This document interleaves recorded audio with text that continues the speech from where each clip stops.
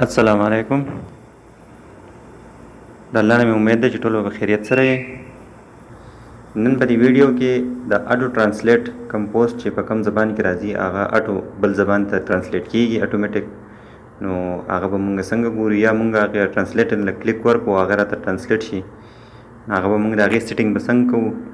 دا یو زه پوسټ دی، دا په عربۍ کې دی او لکه ما ته ټرانسلیټ شي په پښتو کې راته ښایي. ما خپل پښتو ته واړوو ټرانسلیشن. نو دا به مونږ څنګه کوو دا سیټینګ، او کم زبانونه کولی شو. هر قسم زبان دا په اردو کې دی، دا مونږ په پښتو کې ښودلی شي.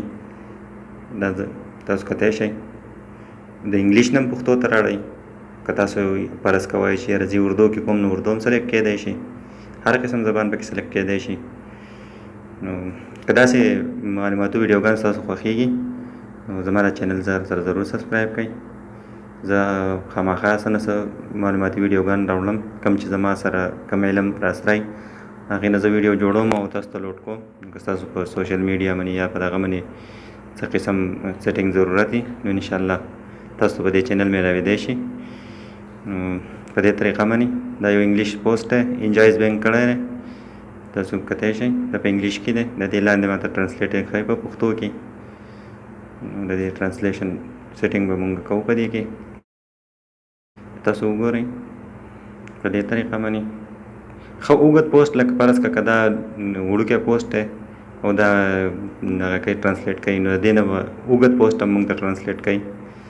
زه پکې بل ګورم، اوږد پوسټ هم ګورم، انګلیش پوسټ ګورم چې یاره هغه څومره اوږد پوسټ وي نو هغه به ټرانسلیټ کړو. دا پوسټ زما په خیال څه اوږد دی، دا به کلیک کوو، سی مور به کړو چې نور غونډ پوسټ مونږ ته وښودلی شي. دغه کافي اوږد پوسټ دی. دې په سی ټرانسلیشن باندې به کلیک کوو چې موږ ته ټرانسلیشن وښایي.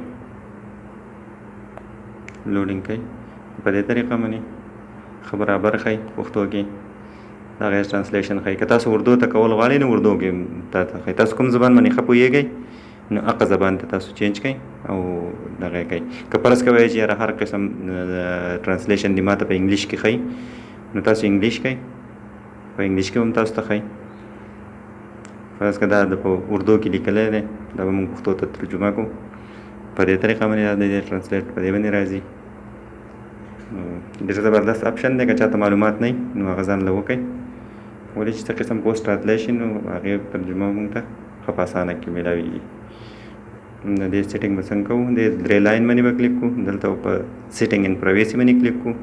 هغې نه بعد په سیټینګ باندې، د سیټینګ نه بعد مونږ ته دا غونډ اپشن کولاو شي. په دې کې به ټرانسلیشن پر پوسټ کو، ټرانسلیشن پر پوسټ چې مونږ کلیک کو مونږ ته دا درې لاینه کولاو شي. په دې کې تاسو ته ښکاري نو پښتو دی، دې نه ما پښتو سلیکټ کړی دی چې دا ما دا په پښتو کې دا دغه کېږي ټرانسلیټ کېږي.